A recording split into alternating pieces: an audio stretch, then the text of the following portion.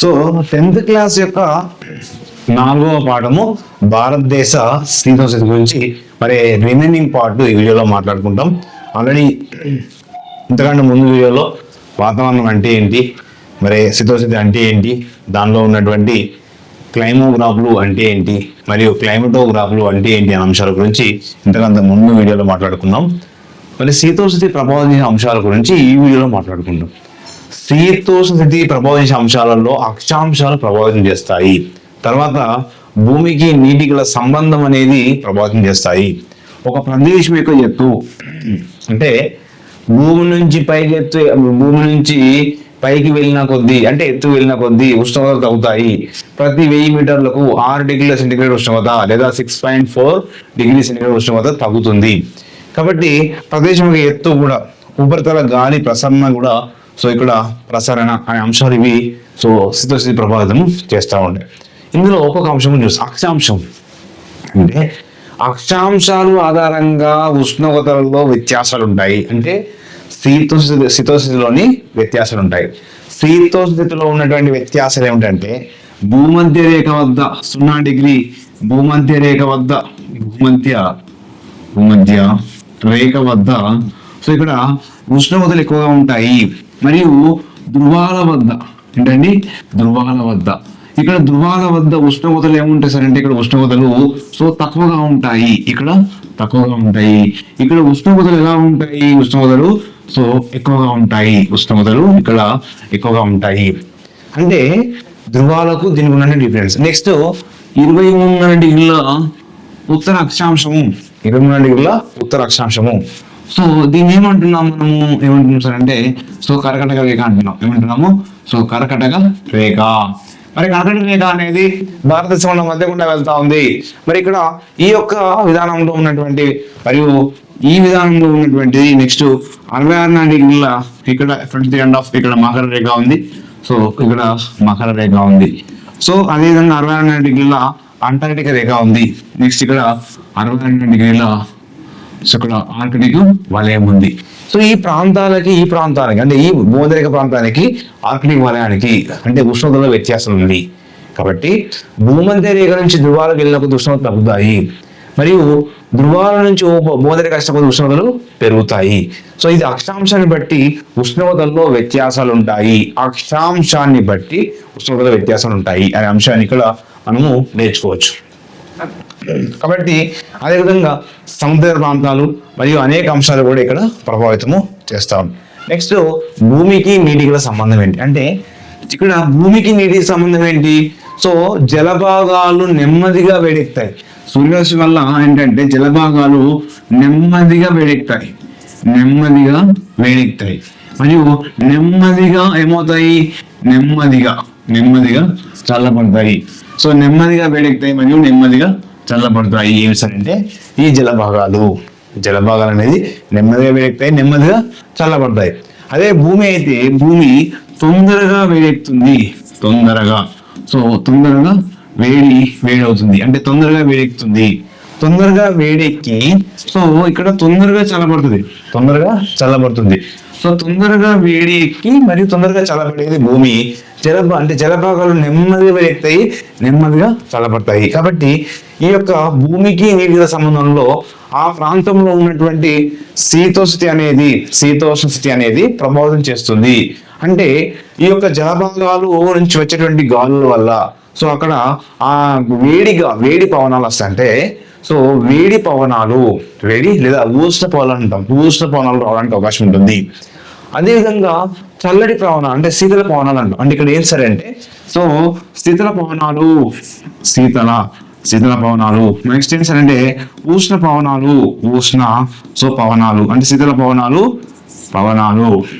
మరియు ఉష్ణ పవనాలు అంటే ఏంటి సార్ అంటే ఇక్కడ సో జలభాగాలు వేడెక్కి జలభాగాల నుంచి గాలి సో భూమి మీద వెళ్తున్నప్పుడు ఎగ్జాంపుల్ జలభాగం వేడెక్కింది ఇక్కడ నుంచి అంటే ఈ యొక్క వేడెక్కిన తర్వాత గాలి అనేది ఇక్కడ వెళ్తున్నప్పుడు సో ఇక్కడ ఉష్ణ పవనాలు ఇక్కడ ప్రవహిస్తాయి.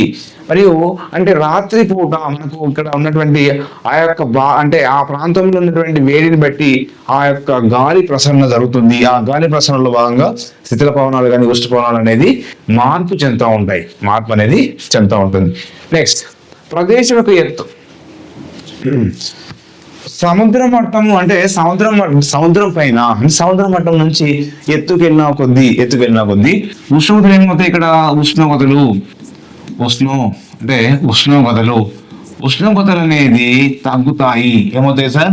తగ్గుతాయి. ఏ ప్రాంతంలో అంటే సముద్ర మట్టం నుంచి ఎత్తు వెళ్తున్నాం. ప్రతి 1000 మీటర్లకు 6 డిగ్రీల సెంటీగ్రేడ్ ఉష్ణోగ్రత తగ్గుతుంది. అంటే 6.4 లేదా 6 డిగ్రీలు లేదా 6.4 డిగ్రీల ఉష్ణోగ్రత తగ్గుతుంది. మరి మైదాన ప్రాంతాల కంటే చూడండి, మైదాన ప్రాంతాల కంటే కొండ ప్రాంతాలలో ఉష్ణోగ్రత తక్కువగా ఉంటుంది. అంటే మైదాన ప్రాంతాలలో కంటే కొండ ప్రాంతాల్లో ఉష్ణోగ్రత అంటే ఎందుకని ఎత్తు వెళ్ళిన కొద్ది కొండ ప్రాంతాలలో ఉష్ణోగ్రత తక్కువగా ఉంటుంది అనే అంశం గుర్తుపెట్టుకోవాలి. వేసవి విడిది ప్రాంతాలు. భారతదేశంలో వేసవి ప్రాంతాలు చూసినట్లయితే సో సిమ్లా, గుల్మార్గ్, నైనిటాల్, సో ఊటీ. ఊటిని ఏమంటామంటే ఉదక మండలం అంటాము. ఉదక మండలము మరియు సో కొడైకెనాల్. సో అంటే ఇక్కడ కొడైకెనాల్ ఇవన్నీ కూడా ఊటీ. సో ఈ కొడైకెనాల్ అన్ని కూడా పశ్చిమ తీర ప్రాంతంలో ఉంటాయి. కొడైకెనాల్ ఏ ప్రాంతంలో ఉంటుంది? పశ్చిమ తీర ప్రాంతంలో ఉంటాయి. ఇక్కడ ఈ సిమ్లా మరియు గుల్మార్గ్, నైనిటాల్ ఈ ప్రాంతాలన్నీ కూడా వేసవి ప్రాంతాలు. అంటే ఇవి చల్లటి ప్రాంతాలుగా ఉంటుంది. అంటే ఎత్తైన ప్రాంతాలు అయినప్పటికీ ఈ ప్రాంతాల్లో అంటే చూడండి ఇక్కడ ప్రదేశం యొక్క ఎత్తు అంటే ఎత్తైన ప్రాంతాల్లోని ఎత్తైన కొండలపైన కూడా చల్లగా ఉంటుంది అనే అంశం ఇక్కడ ఇవి మనం వేసవి ప్రాంతాల ఆధారంగా మనం చెప్పొచ్చు. నెక్స్ట్ వచ్చేసి పశ్చిమ తీరంలో ఉన్నటువంటి ఉపరితల గాలి ప్రసరణ. అంటే గాలి ప్రసరణ అనేది స్థితిని ప్రభావితం చేస్తుంది. అంటే ఏంటి సార్ అంటే పవనాలు ఆధారంగా వాస్తవానికి మనకు ఈశాన్య మామూలుగా పవనాలు తీసుకున్నప్పుడు 3 రకాల పవనాలు ఉంటాయి. సో అందులో వ్యాపార పవనాలు. సో మనకు ఈ వ్యాపార పవనాలు ఎక్కడ? సో ఉత్తరార్ధగోళంలో ఏ వైపు నుంచి వస్తున్నాయి? ఇవి ఈశాన్య వైపు నుంచి వస్తున్నాయి. ఏ వైపు నుంచి వస్తున్నాయి? సో ఈశాన్య వైపు నుంచి అంటే ఈశాన్యం నుంచి వస్తా ఉన్నాయి. అంటే ఈశాన్యం నుంచి వస్తున్నాయండి. ఈశాన్యం నుంచి మనకు వస్తా ఉన్నాయి. ఇక్కడ ఈశాన్య వైపు నుంచి మనకు వస్తున్నాయి కాబట్టి ఇవి ఈశాన్య వ్యాపార పవనాలు అంటాం. అదే దక్షిణార్ధగోళంలో ఆగ్నేయ వైపు నుంచి వస్తున్నాయి కాబట్టి వీటిని ఆగ్నేయ వ్యాపార పవనాలు అంటాం. ఆగ్నేయ వ్యాపార పవనాలు అంటాం. సో ఇది మనం ఆల్రెడీ 9th క్లాస్లో ఉంటుంది. 9th క్లాస్ చాలా ఇంపార్టెంట్. సో వ్యాపార పవనాలు ఉత్తరార్ధగోళంలో ఏమని పిలుస్తారు? ఈశాన్య వ్యాపార పవనాలు అంటారు. అదే దక్షిణార్ధగోళంలో ఏమని పిలుస్తారు? ఆగ్నేయ వ్యాపార పవనాలు. ఎందుకు వ్యాపార పవనాలు అంటే అరబు వాసులు సో పూర్వకాలంలో ఆ వ్యాపారం కోసం వాళ్ళు వారి యొక్క పడవల పైన వచ్చేవాళ్ళు. ఆ పవన అంటే అందుకనే ఆ వ్యాపారం చేయడం కోసమే వీటిని ఉపయోగించుకున్నారు. పవనాలు ఉపయోగించుకున్నారు కాబట్టి వీటిని వ్యాపార పవనాలు అంటాము. సో వీటికి ఇది చాలా ఇంపార్టెంట్ ఏంటి సార్ అంటే వ్యాపార ప్రమాణం ఇంగ్లీష్లో ఏమంటాము? Trade winds. సో అంటే ఇంగ్లీష్లో ఏమంటున్నాము? ట్రేడ్ విండ్స్ అంటాం. అంటే సో వ్యాపారం కోసం ఎక్కువ వాటి కాబట్టి దీన్ని ట్రేడ్ విండ్స్ అని వేస్తాము. సో ట్రేడ్ అనేది ఏ పదం సార్ అంటే జర్మనీ పదానికి సంబంధించింది. సో ట్రేడ్ అనేది సో ఇక్కడ ట్రేడ్ విండ్ అంటే ఇది ఈ జర్మనీ పదం నుంచి అంటే ఈ జర్మనీ పదం ఏంటి? ట్రాక్. సో ట్రేడ్ అనేది జర్మనీ పదానికి ఉన్నటువంటి ట్రాక్ అనే పదం తీసుకోండి. ట్రాక్ అనే పదము. సో ట్రాక్ అంటే ఏంటి? జర్మనీ పదం అనేటువంటి ట్రాక్ అంటే ఒకే దిశలో స్థిరంగా పయనించే పవనాలు. ట్రాక్ అంటే ఏంటి? ఒకే దిశలో స్థిరంగా పయనించేటువంటి పవనాలు అన్నట్టు మనకు అడుగుతారు. సో ట్రేడ్ అనేది ఏ భాష నుంచి తీసుకోబడింది? జర్మనీ భాష నుంచి తీసుకోబడింది. సో ట్రాక్ అంటే అర్థం ఏంటి? ట్రాక్ అంటే ఒకే దిశలో స్థిరంగా పయనించేటువంటి పవనాలు అంటే స్ట్రేట్ గా పయనించేటువంటి పవనాలు. నెక్స్ట్ భారతదేశంలో శుష్క ఈశాన్య పవనాలు ఉన్నాయి. భారతదేశంలో ప్రధానంగా శుష్క ఈశాన్య పవనాలు అనేది భారతదేశంలో ఉన్నాయి. కాబట్టి ఇది మనం అడుగుతారు వ్యాపార పవనాలను ఇంగ్లీష్ లో ట్రేడ్ విండ్స్ అంటాం. ఈ ట్రేడ్స్ అనేటువంటి పదాన్ని జర్మనీ పదం అనేటువంటి ట్రాక్ అనే పదం నుంచి చేసుకోబడింది. ట్రాక్ అంటే ఏంటి సార్ అంటే ఒకే దిశలో ప్రయాణించేటువంటి పవనాలు. నెక్స్ట్ సో జెట్ ప్రవాహము. ఈ ప్రవాహాలలో జెట్ ప్రవాహం చాలా ఇంపార్టెంట్. దీని నుంచి మనకు క్వశ్చన్ రావడం అవకాశం ఉంది. ఇది మోస్ట్ ఇంపార్టెంట్. ఏంటి సార్ అంటే భారతదేశ భారతదేశ శీతోస్థితి ఉపరితల వాయు ప్రభావాల వల్ల, దీని వల్ల ఇది ఇంపార్టెంట్ అండి. భారతదేశ శీతోష్ణ స్థితి ఉపరితల వాయువు ప్రభావాల వల్ల ఆ ప్రభావాలను ఏమంటే ఉపరితల వాయు ప్రభావాలను దాని ప్రభావం లేదా ఉపరితల వాయు ప్రభావాలను ఏమంటారంటే ఇక్కడ జెట్ ప్రభావాలు అంటాం.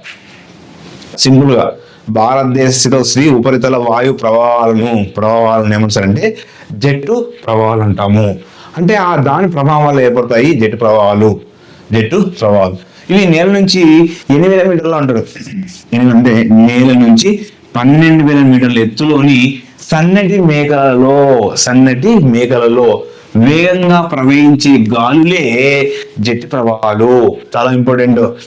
నేల నుంచి 8,000 మీటర్లు అంటాడు, 12,000 మీటర్లు ఎత్తులో సన్నటి మేఘాలలో వేగంగా ప్రవహించేటువంటి గాలులే ఈ జెట్ ప్రవాహాలు. మరి ఈ యొక్క జెట్ ప్రవాహాలు వేసవి కాలంలో సో గంటకు సుమారుగా 110 కిలోమీటర్లు గంటకు సుమారుగా 110 కిలోమీటర్ల వేగంతో ప్రవహిస్తాయి. అదే శీతాకాలంలో అయితేనేమో గంటకు 184 కిలోమీటర్ల వేగంతో గాలులు ప్రవహిస్తాయి. గంటకు 184 కిలోమీటర్ల వేగంతో ప్రవహిస్తాయి శీతాకాలంలో. వేసవిలో 110. నెక్స్ట్ మరి ఇక్కడ 25 డిగ్రీల ఉత్తర 25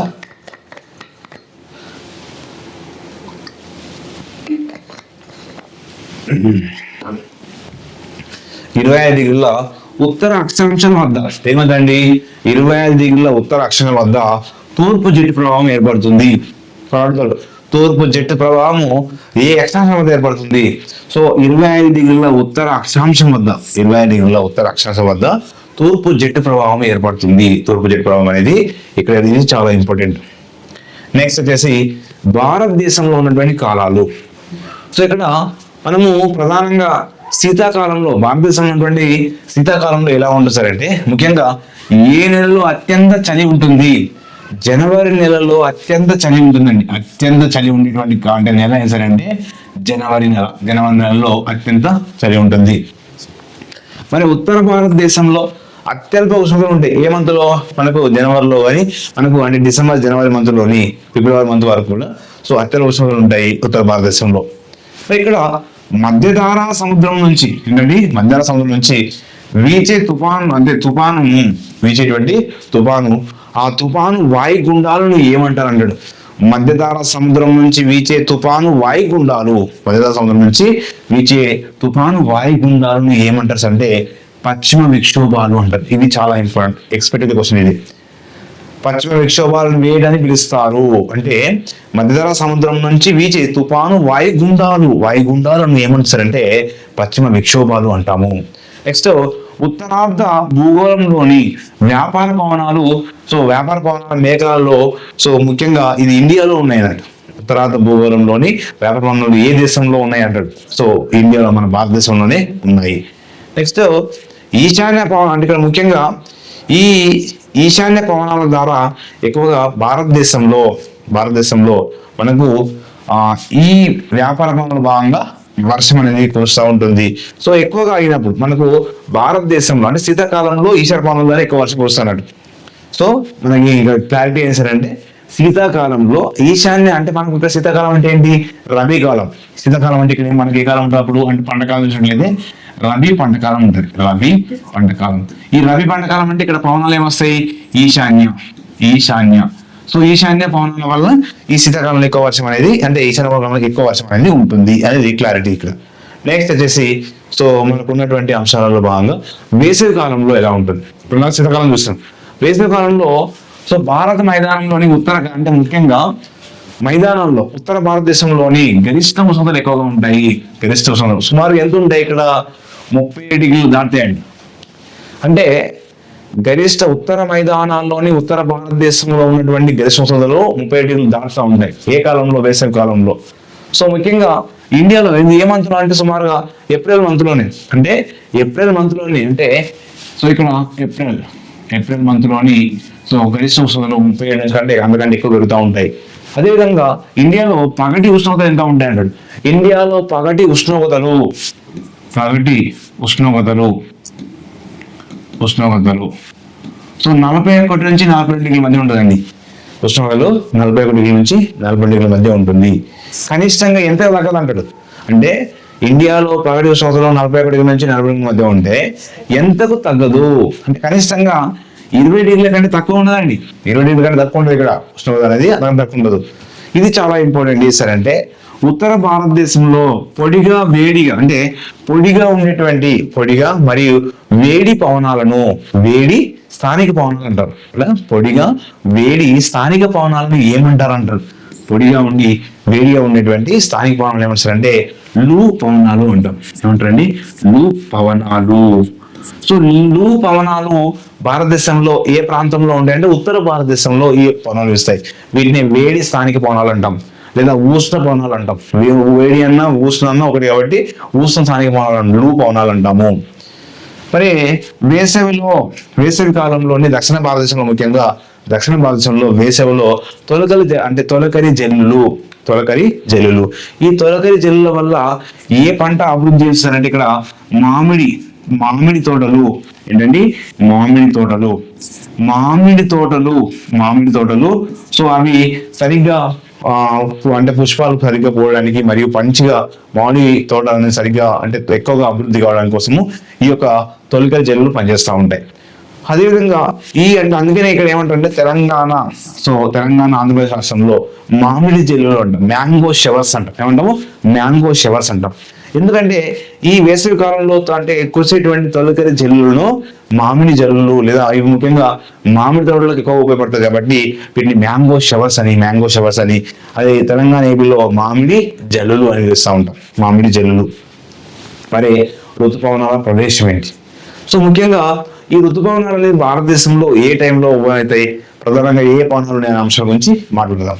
సో ముఖ్యంగా ఈ అరబు వర్తకులు వ్యాపారం కోసము అరబు వర్తకులు రావడం వల్ల ఈ మాన్సూన్ అనేటువంటి పదం వచ్చింది. మాన్సూన్ అనేది ఒక ఆంగ్ల పదం అండి. సో ఈ అరబు వర్తకులు వ్యాపార అవసరాల కోసము వాళ్ళు ఋతుపవనం ఆధారంగా అంటే ఈ పవనాలను బేస్ చేసుకుని వాళ్ళు పడవ ద్వారా వచ్చారు కాబట్టి సో ముఖ్యంగా ఈ మాన్సూన్ అనేది ఒక ఆంగ్ల పదము.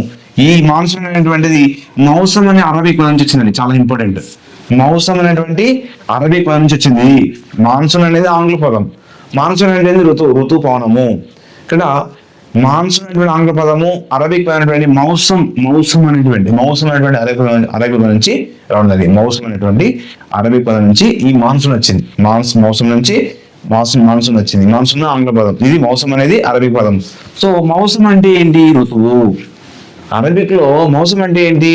ఋతువు అండి. ఋతువు. కాబట్టి ఇది చాలా ఇంపార్టెంట్. అరబు వర్తకులు సో ముఖ్యంగా ఈ మాన్సూన్ అనేటువంటి పదం తీసుకొచ్చారు. మాన్సూన్ ఆంగ్ల పదాన్ని ఎక్కడ తీసుకొచ్చారు? అరబిక్ పదం. కాబట్టి దీన్ని మౌసం అంటాం. మౌసం అంటే ఏంటి? ఋతువు, మౌసం. నెక్స్ట్ ఉష్ణ ప్రాంతంలోని సో ముఖ్యంగా 20 డిగ్రీల ఉత్తర అక్షాంశాలు, 20 డిగ్రీల ఉత్తరాక్షం అంటే ఇక్కడ చూడండి 20 డిగ్రీలు మరి 20 డిగ్రీల ఉత్తరాక్షల మధ్య ఉన్నటువంటి ముఖ్యంగా ఉష్ణ ప్రాంతాలలో ఋతుపవనాలు ఎక్కువగా వీస్తూ ఉంటాయి. నెక్స్ట్ వచ్చేసి ఆగ్నేయ ఋతుపవనాలు హిందూ మహాసముద్రంలో ప్రారంభమవుతాయండి. అడుగుతారు ఆగ్నేయ ఋతుపవనాలు అంటే ఇక్కడ హిందూ మహాసముద్రం ఉంటుంది. హిందూ మహాసముద్రం. సో ఇక్కడ హిందూ మహాసముద్రం ఉంది. సో ఇక్కడ హిందూ మహాసముద్రంలో ఏం స్టార్ట్ అవుతున్నాయి సార్ అంటే ఈ ఆగ్నేయ ఋతుపవనాలు ప్రారంభమవుతున్నాయి. తర్వాత ఇవి ఊర్ధ్వ వాయు ప్రవాహాల వల్ల పీఠభూమిలో ఎంతవరకు ఎత్తు సరే అంటే పీఠభూమిలో 9 మీటర్ల ఎత్తు వరకు ఉండి అల్పపీడనం ఏర్పడుతుంది. 9 మీటర్ల ఎత్తు వరకు వెళ్ళి అల్పపీడనం ఏర్పడిన తర్వాత మనకు ఈ నైరుతి ఋతుపవనాలుగా మారుతూ ఉంటాయి. కాబట్టి నైరుతి ఋతుపవనాలు భారతదేశంలో ఉన్నటువంటి నైరుతి ఋతుపవనాలుగా మారుతాయి. ఏ నెలలో ప్రారంభమవుతాయంటే ఇవి జూన్ నెలలో ఆరంభమవుతాయి. అంటే ఋతుపవన ఆరంభ కాలం అంటాడు. అంటే జూన్ మంత్. ఏమంతండి?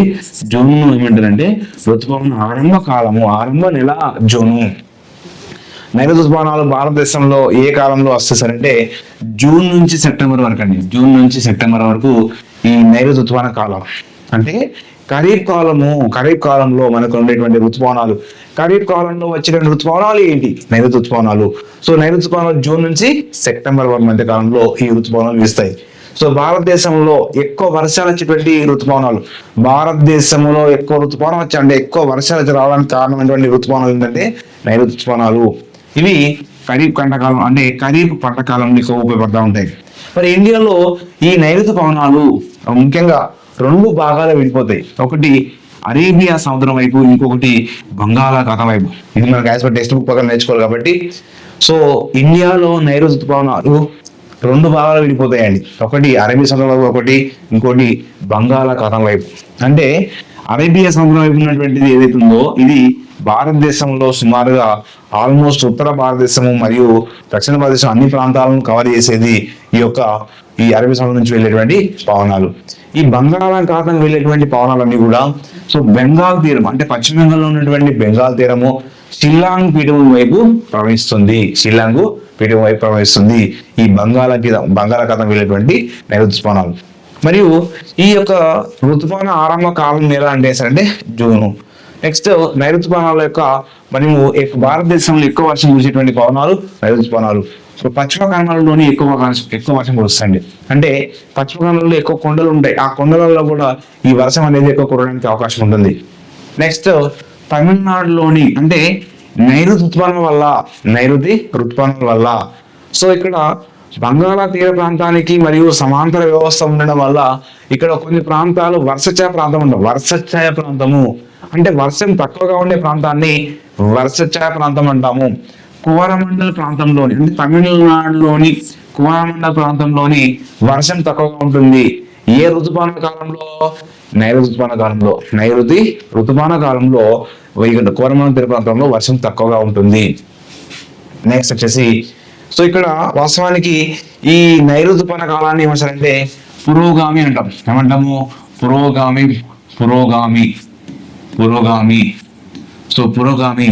అదేవిధంగా పురోగామి పవనాలు అంటాం. అదే ఈశాన్య ఋతుపవన కాలం ఏమంటాము? తిరోగామి లేదా ఈశాన్య పవనాలు అని పిలుస్తాం. ఇక్కడ ఈశాన్య పవనాలు అనేది ఈశాన్య ఋతుపవన కాలం ఎప్పటి నుంచి ఎప్పటి వరకు అంటాడు? ఋతుపవన కాలము. సో ఈశాన్య ఋతుపవన కాలము అక్టోబర్ నుంచి డిసెంబర్ వరకు ఎక్కువగా ఉంటుంది. ఇక్కడ గాలిలో అధిక తేమ కారణంగా వాతావరణము ఉక్కపోతగా ఉంటుంది. సో గాలిలో అధిక తేమ కారణంగా వాతావరణం ఉక్కపోతగా ఉంటుంది. దాన్ని అక్టోబర్ వేడిమి అంటారు. అడుగుతారు ఈ క్రింది వారంలో అక్టోబర్ వేడిమి సంబంధించింది ఏంది అంటే గాలిలో అధిక తేమ కారణంగా వాతావరణం ఉక్కపోతగా ఉంటుంది. దాన్ని అక్టోబర్ వేడిమి అంటాం. నెక్స్ట్ ఈశాన్య ఋతుపవన కాలంలో బంగాళాఖాతంలో ఎక్కువ వాయుగుండాలు ఏర్పడతాయి. సో ఎక్కువ అల్పపీడనం ఏర్పడుతుంది. అందువల్ల తుఫాన్లు వాయుగుండాలు ఏర్పడతాయి. ఏ కాలం సరే అంటే ఈశాన్య ఋతుపవన కాలంలో. ఈ తుఫాన్ల వల్ల సో గోదావరి, కృష్ణ, కావేరి డెల్టాలు ఎక్కువ ప్రభావితం అవుతాయి. సో అంటే ఈ తుఫాన్ల వల్ల ఈశాన్య ఋతుపవన కాలంలోని తుఫాన్ల వల్ల ఏ నదులు ఏ డెల్టాలు ఎక్కువగా గోదావరి, కృష్ణ, కావేరి డెల్టా ఎక్కువగా ప్రభావితం అవుతాయి. మరియు అంటే ఇక్కడ చూసినట్లయితే ఒడిశా ప్రాంతము, సో ఒడిశాలో ఉన్నటువంటి ఉత్కల తీర ప్రాంతము, పశ్చిమ బెంగాల్ ఉన్నటువంటి సో వంగ తీరము లేదా బెంగ తీర ప్రాంతము, మరి ఆంధ్రప్రదేశ్ ఉన్నటువంటి సర్కార్ తీర ప్రాంతము, సో మరియు తమిళనాడు రాష్ట్రం ఉన్నటువంటి కోరమండల తీర ప్రాంతంలో అధిక తుఫాన్లు వస్తూ ఉంటాయి. సో తమిళనాడు రాష్ట్రంలో ఉన్నటువంటి కోరమండల తీర ప్రాంతంలోని అధిక తుఫాన్లు వస్తూ ఉంటాయి. అంటే ఏ ప్రాంతాలు ఎక్కువగా ప్రభావితం అవుతున్నాయి? తమిళనాడు రాష్ట్రము కోరమండల ప్రాంతము, ఆంధ్రప్రదేశ్లో సర్కార్ తీర ప్రాంతము, ఒడిశాలోని ఉత్తర తీర ప్రాంతము, సో పశ్చిమ బెంగాల్లోని సో వంగ తీరము, బెంగ తీర ప్రాంతం అనేది ఎక్కువ ప్రభావితం అనేది అవుతూ ఉంటాయి. మరి సంప్రదాయ భారతీయ కాలాలు ఏంటి? సో భారతదేశంలో ముఖ్యంగా సో ఋతువులు అంటే ప్రాచీన ఋతువులు ఏమైనా సరే అంటే మొత్తము 6 ఉన్నాయి ప్రాచీనం. ఇక్కడ ఇంగ్లీష్ నెలలు, తెలుగు నెలలు మనకు 12 ఉంటాయి. ఇంగ్లీష్ నెలలు కూడా మనకు 12 ఉంటాయి. మరి కానీ మనకు వాస్తవానికి సో కాలాలు తీసుకున్నప్పుడు ప్రధాన కాలాలు 3 ఉంటాయి. సో అంటే మనం వేసవి, వర్షకాలము, సో శీతకాలం అని చెప్పేసి ప్రధానంగా 3 ప్రధాన కాలాలు. కానీ సంస్కృతంలో ఉన్నటువంటి ప్రధాన ఋతువులు ఏంటి సార్ అంటే సంస్కృతంలో ఉన్నటువంటి ప్రధాన ఋతువులు ఏంటి సార్ అంటే 6 ఋతువులు ఉన్నాయి. అంటే దీనికి ఇవి గుర్తుపెట్టుకోవాలండి. వీటి మీద క్వశ్చన్ అడుగుతారు. ఎలా అడుగుతారు సార్ అంటే వసంత ఋతువులో ఏ నెల అంటే తెలుగు నెలలు అంటాడు చైత్రం, వైశాఖం. మరి ఇంగ్లీష్ నెలలు మనం ఏ క్యాలెండర్ ఫాలో అవుతున్నాము? గెగేరియన్ క్యాలెండర్ ఫాలో అవుతున్నాం. ఏ క్యాలెండర్ అండి? గెగేరియన్ క్యాలెండర్ ఫాలో అవుతున్నాము. గెగేరియన్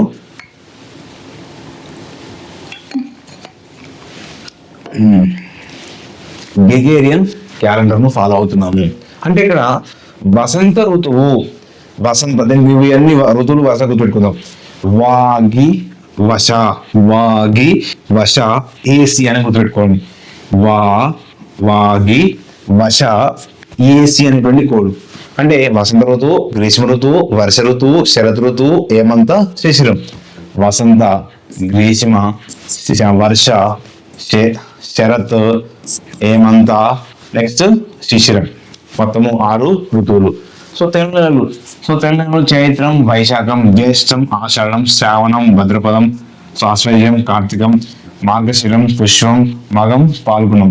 కాబట్టి చైత్రంతో స్టార్ట్ అయ్యి పాల్గొనతో కొన్ని ఎగ్జామ్లు అడిగింది, డిఎస్ లో ఒకసారి అడిగింది. సో తెలుగు నెలలు ఏ నెలతో ప్రారంభమై ఏ నెలతో ఎండ్ అవుతుంది? చైత్రంతో ప్రారంభమై పాల్గొనంతో. సో కాబట్టి ఇక్కడ చంప అని పెట్టుకోండి. చైత్రం, పాల్గొనం, చంప. కాబట్టి చైత్రంతో పాల్గొనంతో మనం చైత్రం స్టార్ట్ అయ్యి పాల్గొనంతో ఎండ్ అవుతుంది. మనం ఇక్కడ ఇంకొన్ని ఈ ఇంగ్లీష్ నెలలు గుర్తుపెట్టుకోవాలి. అంటే వసంత ఋతువులో ఏ నెల వస్తుంటాడు? వసంత ఋతువులో మనకి ఏమొస్తుంది? ఇక్కడ మార్చ్ వస్తుంది. Next April. వసంత ఋతువులో మార్చ్, ఏప్రిల్. అంటే మన 2 నెలలు ఈజీగా గుర్తుపెట్టుకోవచ్చు. 2 months ఉంటుంది. ఇవి 2 months 2 నెలలు ఉంటాయి. అదే గ్రీష్మంలో సో ఇక్కడ ఏంటి?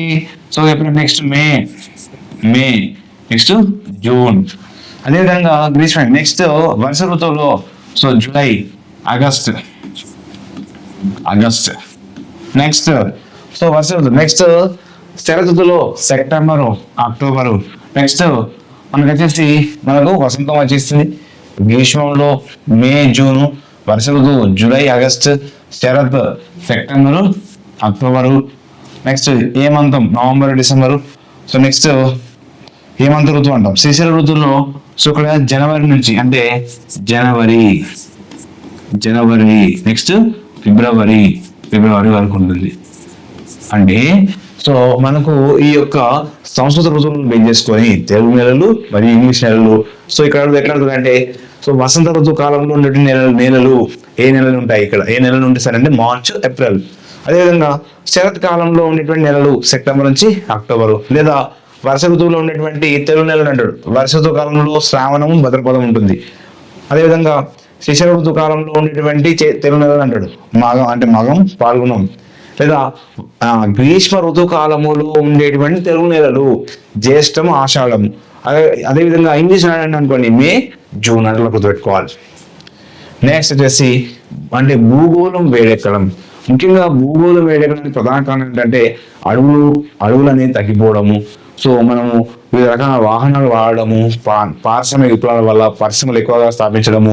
సో ఇక్కడ సల్ఫ్యూరిక్ ఆక్సైడ్ ఎక్కువగా రిలీజ్ కావడం, మరియు కార్బన్ మోనాక్సైడ్ మరియు అనేక విషవాయువులు విడుదల కావడం వల్ల మనకు ఈ యొక్క భూగోళం అనేది వేడెక్కుతా ఉంది. సో ఓజోన్ పొర అంటే స్టార్ట్ ఆవరణం ఉన్నటువంటి ఓజోన్ పొర దెబ్బతినడానికి ప్రధాన కారణాలుగా మానవుడు కారణము, మరియు బొగ్గు మండించడం వల్ల మరియు పరిశ్రమలు అధికంగా స్థాపించడం వల్ల మనకు ఈ యొక్క ఓజోన్ పొర దెబ్బతింటుంది.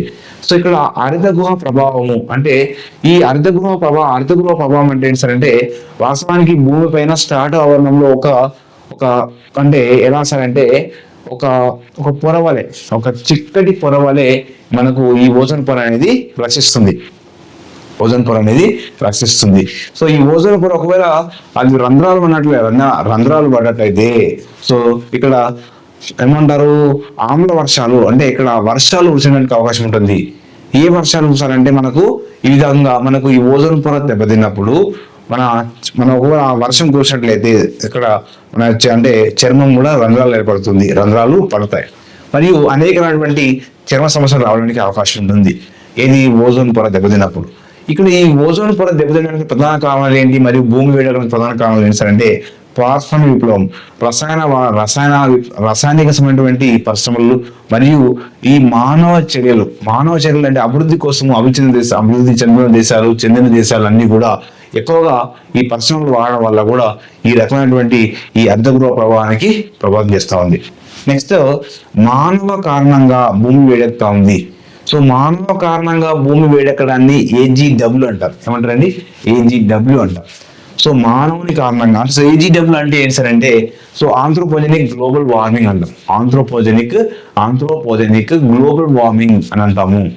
సో ముఖ్యంగా దీని మీద క్వశ్చన్ అడుగుతారండి. ఇటీవల కాలంలో అంటే ఉత్తర అక్షాంశం వద్ద సో గడ్డ కట్టినటువంటి టాండ్రా కింద, అంటే గడ్డ కట్టినటువంటి మంచు టాండ్రాల కింద ఉత్తర రష్యాలోని ఉత్తర రష్యా కింద పెద్ద మొత్తంలో మిథేన్ వాయువు అనేది సో ఉంది. అంటే ఆ మిథేన్ వాయువు అనేది ఏమవుతుందండి, కరుగుతుంది. ఆ మంచు కరగడం వల్ల మిథేన్ వాయువు అనేది బయటకు వచ్చేస్తుంది. మంచు కరగడం వల్ల ఆ మంచు కింద ఉంది మిథేన్ వాయువు. ఆ మంచు అనేది కరిగినప్పుడు ఏమవుతుంది, మిథేన్ వాయువు బయటకు వస్తుంది. మిథేన్ వాయువు అనేది ఒక విషవాయువు తయారవుతుంది. మిథేన్ వాయువు రిలీజ్ కావడం ఏమవుతుంది, భూగోళం వేడెక్కుతుంది. అంటే మిథేన్ వల్ల భూమి మరింత వేడెక్కుతుంది. సో వేడెక్కుతుంది కాబట్టి ఎప్పుడు వేడెక్కుతుందో ఇక్కడ ఉన్నటువంటి మంచు కరిగిపోతుంది. మంచు కరిగి ఏమవుతుంది, సో సముద్రంలో నీటి మట్టం అనేది పెరిగిపోతుంది. కాబట్టి కార్బన్ డైఆక్సైడ్ కంటే మిథేన్ మరింత శక్తివంతంగా పనిచేస్తుంది. అడుగుతాడు, కార్బన్ డైఆక్సైడ్ కంటే సో ఏది ఎక్కువగా శక్తివంతంగా పనిచేస్తుంది అంటే మిథేన్ అనే వాయువు అనేది ఎక్కువ శక్తివంతంగా పనిచేస్తుంది. నెక్స్ట్, సో ఇక్కడ IPCC అనేది చాలా ఇంపార్టెంట్ అండి. మొన్న ఎగ్జామ్ లో కూడా అడిగింది. సో IPCC అంటే ఏంటి? So inter governmental panel on climate change. అంటే అంతర ప్రభుత్వ సంఘం అంటుంది. తెలుగులో ఏమంటారు అంటే అంతర ప్రభుత్వ సంఘము. ముఖ్యంగా inter governmental panel on climate change యొక్క ప్రధాన ఉద్దేశం ఏంటంటే సో ఈ హరిత గుహ వాయువుల ఉద్గారాలను తగ్గించడము. అంటే ఇక ఈ వాయు కాలుష్యాన్ని తగ్గించడము, మరి పరిశ్రమల వల్ల అధికంగా ఉష్ణోగ్రత పెరుగుతుంది కాబట్టి వాటిని తగ్గించేటువంటి ప్రయత్నం కోసము ఇది ఒక సమావేశం ఏర్పాటు చేస్తుంది. 2015 సంవత్సరంలో, ఈ సంవత్సరం అండి 2015 సంవత్సరంలో ప్రపంచ దేశాలు IPCC ఏం చేసిందంటే ఈ సంఘం ఏం చేసిందంటే ఒక సమావేశం ఏర్పాటు చేసింది. ఎక్కడ ఏర్పాటు చేసింది? ప్యారిస్ లో ఏర్పాటు చేసింది. ప్యారిస్ లో ఈ IPCC అనేటువంటి 2015 సంవత్సరంలో ప్రపంచ దేశాలు సుమారుగా 195 దేశాలు సమావేశమైనవి. 2015 సంవత్సరంలో సమావేశమై ఏం చెప్తుంది సార్ అంటే ఇక్కడ ముఖ్యంగా ఏం చెప్పేస్తారంటే ప్రపంచ సగటు ఉష్ణోగ్రత స్థాయిని ప్రపంచ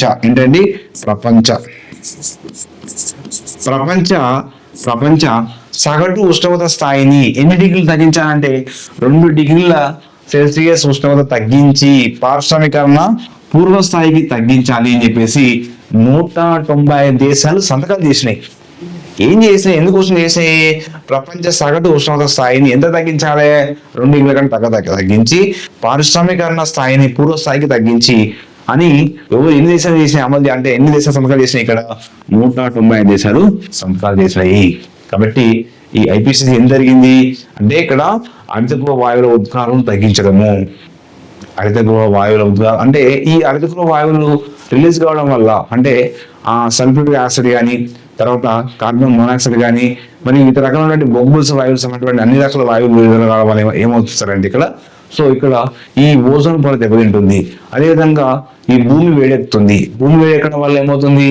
సో భూమి వేడెక్కడం వల్ల సముద్రం యొక్క మంచు కరిగిపోయి సముద్ర మట్టం పెరుగుతుంది.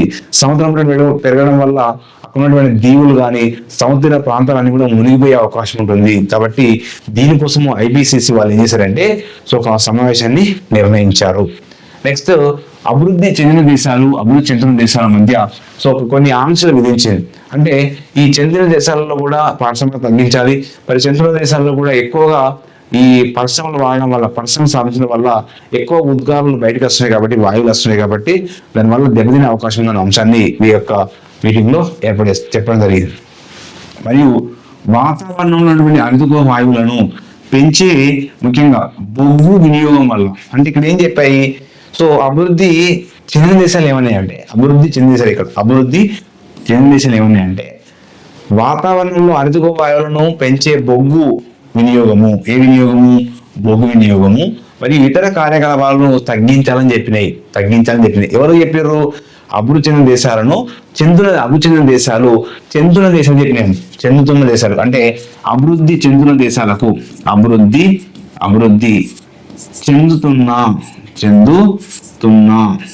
చెందుతున్నా సో దేశాలకు ఇవి ఆదేశం ఇచ్చినాయి. అభివృద్ధి చెందిన దేశాలు వీటికి ఆమోదం, అంటే వీటికి ఈ దేశాలకు మీరు తక్కువ వాడండి, ఎందుకంటే మీరు అభివృద్ధి చెందుతారు కాబట్టి ఇంకా ఎక్కువ వాడుతున్నారు అని చెప్పేసి సో ఆ విధంగా వీరు తెలపడం జరిగింది. నెక్స్ట్ వచ్చేసి భారతదేశంపై స్థితోస్థితి మరియు మార్పుల ప్రభావం ఏంటి, ఎలాంటి మార్పుల ప్రభావం ఉంది. సో ఇక్కడ దీనిలో ముఖ్యంగా సగటు ఉష్ణోగ్రతలు 2 డిగ్రీలు పెరిగినాయండి. అంటే దీనివల్ల ఈ అనేక ఉద్గారాలు పారిశ్రామికరణ వల్ల, సో భూగోళం వేడెక్కడం వల్ల ఈ సగటు ఉష్ణోగ్రతలు 2 డిగ్రీల సెల్సియస్ ఉష్ణోగ్రత పెరిగింది. సో పెరగడం వల్ల ఇక్కడ ఏమవుతుందంటే దీని కారణంగా ఏమవుతుంది, సముద్ర మట్టము ఒకవేళ 2 డిగ్రీల ఉష్ణోగ్రత పెరిగింది అనుకోండి, సో 2 డిగ్రీల ఉష్ణోగ్రత పెరిగితే సముద్ర మట్టం కూడా 1 మీటర్ వరకు పెరిగే అవకాశం ఉంటుంది, 1 మీటర్ వరకు పెరుగుతుంది. సో సముద్ర మట్టం పెరిగిందంటే సముద్ర ప్రాంతాలు ఏమవుతాయి, ఆ ప్రాంతాలన్నీ కూడా సో అక్కడ మునిగిపోయే అవకాశం ఉంటుంది. అలాంటి ఒక ప్రాంతంలో ఎగ్జాంపుల్ ఇవ్వడం జరిగింది 10th క్లాస్ లో. తూర్పు కోల్కతాలోని నోనడాంగ్ అనే ప్రాంతంలో సుమారుగా 200 కుటుంబాలు, ఏ ప్రాంతంలో, తూర్పు కోల్కతాలోని నోనడాంగ్ అనే ప్రాంతంలోని సో 200 కుటుంబాలు ఖాళీ చేయించడానికి కోల్కతా నగర సంస్థ అనేది సో ఒక అంశాన్ని తీసుకుంది. ఇక్కడ ఏంటంటే ఎందుకు ఈ కోల్కతా నగర పాలక సంస్థ అంటే కోల్కతా నగరపాలక సంస్థ ఏం చేసిందంటే ఈ నోనడాంగ్ ప్రాంతం అనేది మునిగిపోయే అవకాశం ఉన్న ఉద్దేశంతో ఆ కుటుంబాలు ఎక్కడి నుంచి వచ్చినాయి, ముఖ్యంగా ఈ 200 కుటుంబాలు ఎక్కడి నుంచి వచ్చేసారంటే ఐలా తుఫాన్ కారణంగా, ఐలా తుఫాన్ కారణంగా 2009 సంవత్సరంలోని సుందర్బన్ ప్రాంతంలో వాళ్ళు ఉండేవాళ్ళు. ఈ సుందర్బన్ ప్రాంతంలో అప్పుడు ఆ ఐలా తుఫాన్ వల్ల ఈ నోనడాంగ్ అనే ప్రాంతానికి ఎవరు వచ్చారు, ఈ యొక్క 200 కుటుంబాలు. ఈ 200 కుటుంబాలు కూడా సో ఖాళీ చేయడానికి, అంటే వీళ్ళు కూడా ఇక్కడ నుంచి కూడా ఖాళీ చేయాలని చెప్పింది. ఎందుకంటే ఈ యొక్క ప్రాంతం అనేది ముప్పు గురే అవకాశం ఉన్న ఉద్దేశంతో ఖాళీ చేయించాలనుకున్నది తూర్పు కోల్కతాలోని నోనడాంగ్. నెక్స్ట్ వచ్చేసి ఈ వీరిని ఖాళీ చేయించడం కోసం ముఖ్యంగా నగరపాలక సంస్థ, కోల్కతా నగరపాలక సంస్థ ఏం చేసిందంటే భారీ పోలీస్ బందోబస్తు ఏర్పాటు చేసింది. మరియు 30 బుల్డోజర్స్ ఉపయోగించి వారి యొక్క ఇళ్లను నాశనం చేసింది. కొన్ని ఇళ్లను కొలగొడితే వాళ్ళు వెళ్ళిపోవడానికి, అక్కడ నుంచి వెళ్ళిపోవడానికి అవకాశం ఉన్న ఉద్దేశంతో సో అక్కడ ఏళ్లతరపని వాన వల్ల అనేక మంది అక్కడే వానలో తడుస్తూ ఉన్నారు. అయినప్పుడు కూడా వాళ్ళు కదలకపోవడం వల్ల పోలీసులు లాఠీచార్జ్ చేయించి వాళ్ళను అక్కడ నుంచి తరిమేటువంటి ప్రయత్నం చేశారు. కాబట్టి సో ఈ విధంగా ఇలాంటి 700 మంది సుమారుగా ప్రభావితమయ్యారు. 700 మంది దీనివల్ల చాలా మంది ప్రభావితమైన కావడం జరిగింది. దీంతో పాటుగా ఎప్పుడైతే వాయువుల ఉద్గారాలు పెరుగుతాయో దానివల్ల ఏమవుతాయి, హిమాలయాల నుండి హిమని నదాలు కూడా కరగడం మొదలవుతాయి. హిమని నదాలు కరగడం వల్ల ఏమవుతుందంటే వేగం కరగడం వల్ల చేపల యొక్క ఆవాసం కూడా ప్రభావితం అవుతుంది. చేపల యొక్క ఆవాసంపై కూడా ప్రభావితం అయ్యేటువంటి అవకాశం ఉంది. అంటే సో వాయువుల ఉద్గారాలు పెరగడం వల్ల అనేక అంశాల మీద ఒకదానితో ఒకటి ఆధారపడి ఉంటాయి కాబట్టి అనేక అంశాల మీద సో ప్రభావితం అవుతుంది. సో దేనివల్ల అంటే ఓజోన్ పొర దెబ్బతింటుంది మరియు భూగోళం వేడెక్కితే మంచు కరిగిపోతుంది. సో దాని విధంగా మానవులు కూడా ప్రభావితం అవుతారనే ఉద్దేశంతో ఇక్కడ ఈ అంశాన్ని తెలియజేస్తున్నాం. నెక్స్ట్ సో ఇది ఐపీసీసీ చాలా ఇంపార్టెంట్. ఐపీసీసీ అనేది inter governmental panel on climate change. ఇది ఏ సంవత్సరం జరిగిందంటే 2015 జరిగింది. సో ముఖ్య ఉద్దేశం ఏంటంటే 2 డిగ్రీల సెల్సియస్ ఉష్ణోగ్రత తగ్గించడం కోసము ఇది చాలా ఇంపార్టెంట్. నెక్స్ట్ చెప్పేసి AGW అంటే ఆంథ్రోపోజెనిక్ గ్లోబల్ వార్మింగ్. అసలు అంటే ఏంటంటే మానవ కారణంగా భూమి వేడెక్కడాన్ని AGW అంటాం. ఏమంటారు? AGW. నెక్స్ట్ సంప్రదాయ భారతీయ కాలాలు ఏంటి, ఋతువులు, ఆ ఋతువులు తెలుగు నెలలు ఏంటి, వాటిని వరుసగా క్రమం అడగచ్చు. లేదా ఈ గ్రీష్మకాలంలో ఉన్నటువంటి తెలుగు నెలలు అంటే జ్యేష్టము, ఆషాఢం, ఇట్లా వరుస క్రమం అంటే జతపక్ష మీద క్వశ్చన్ అడుగుతారండి. కాబట్టి ఇది గుర్తుపెట్టుకోవాలి. నెక్స్ట్ వచ్చేసి ఇక్కడ అక్టోబర్ వేడి మీద క్వశ్చన్ అడిగే అవకాశం ఉంది. గాలిలో అధిక తేమ కారణంగా వాతావరణం ఉక్కుపోతగా ఉంటుంది. దాన్ని ఏమంటే అక్టోబర్ వేడిమి అంటాం. ఓకేనా. నెక్స్ట్ ఇక్కడ ఏంటి సార్ అంటే ఇంకా ఇంపార్టెంట్ ఇక్కడ మనకి ఇంపార్టెంట్ ఏంటి సార్ అంటే మీకు ఆల్రెడీ